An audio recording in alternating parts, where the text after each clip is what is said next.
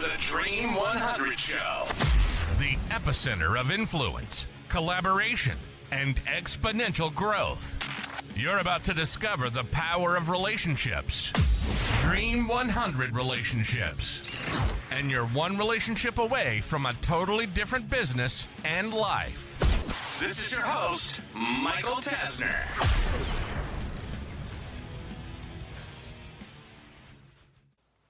So how much money do you need to invest in marketing in the Dream 100 if you are broke, if you don't have much money, if you're a startup, if you're trying to wing it, if you're really just trying to move the needle?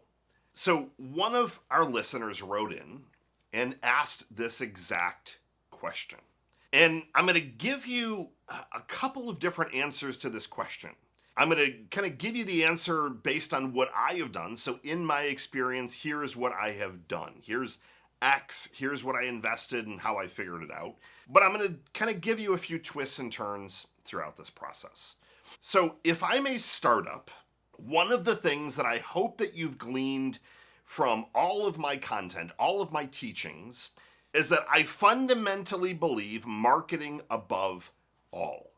I've talked about how I've studied small business failure, and among the reasons that nail in the coffin, the thing that pushes you over the edge, is you run out of cash. But what's the solution to not running out of cash? You got to get to the root. More customers, more clients, more sales. And then how do you do that? You do that by more marketing, more advertising, more awareness. So you have to make people aware. You have to give them something to get their attention, sell them, get their money, and you kind of continue that cycle.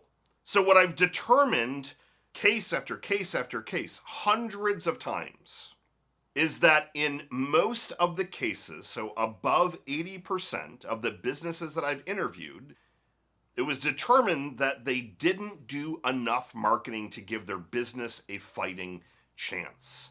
One of the worst examples that I see time and time again, and I wish that I could scream this from the mountaintops.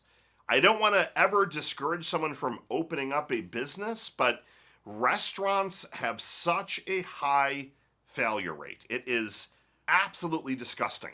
50% in year one, 50%. I want to go into a business where the odds are a little bit in my favor, and a coin flip of all this money that I put in the next 12 months, it's 50-50 if I'm going to be in business in 12 months. Those odds are absolutely terrible. I would never take those odds. That's just me.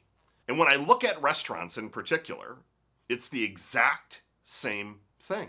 You open up a restaurant, you put all of your money in the food and maybe hiring a chef and the decor and getting everything looking beautiful, and you order a bunch of food.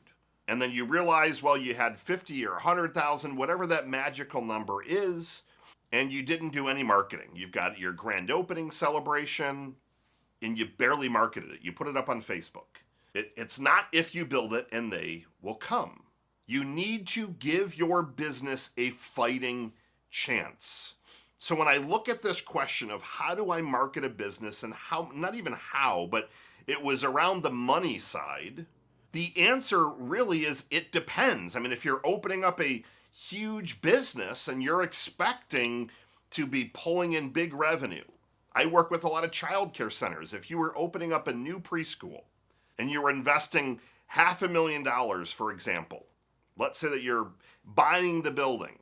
Let's say you're even leasing the building, getting staff, getting all the curriculum, making the space look great, hiring some other teachers, a director, licensing. You could be in $100,000 easy. And then having the monthly fees of the lease and the utilities and everything else that goes with it. So what would I do in that case? I would make sure that my business plan has some leg room in it for marketing, and that I am already setting aside marketing budget to see how can I hit my goals. So if I'm going to be investing $100,000, and then let's say every month it's Let's call it 15,000 a month in that case, just as an example. How many enrollments do I need? And then how do I try and back into those enrollments? So maybe I'm going to put out there $5,000 a month and $10,000 for a launch. So, Michael, I asked you the question around if I didn't have much money. The issue with a startup is that you still end up spending money somewhere. You just often invested in the wrong places. I wouldn't start a restaurant unless I had, and I personally would never start a restaurant, but if you're like, Michael, I'm starting a restaurant, you can't talk me out of it, then I want to see that you've got 25 to 50% of whatever you have to invest ready to go for marketing.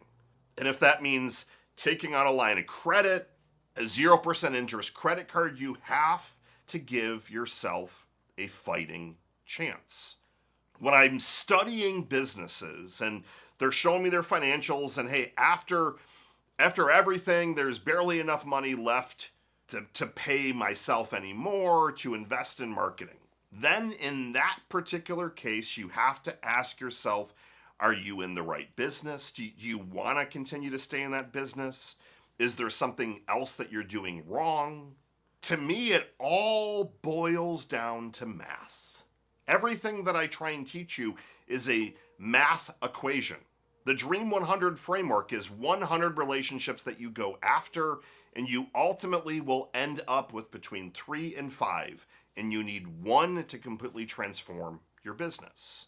But even with that strategy, even with executing it, I teach you that you need to be investing in nice gifts so you can use your time. So guerrilla marketing, time, energy, imagination, outside the box ideas instead of lots of marketing dollars.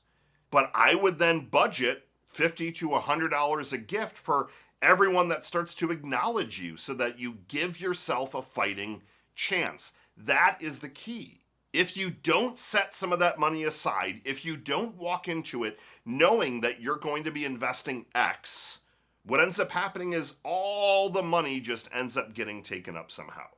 One of the methodologies that I talk a lot about is the profit first methodology. And that is where when the money comes in as revenue, the traditional model is revenue minus expenses equals profit. In this model, the way that it's taught is revenue minus profit equals expenses.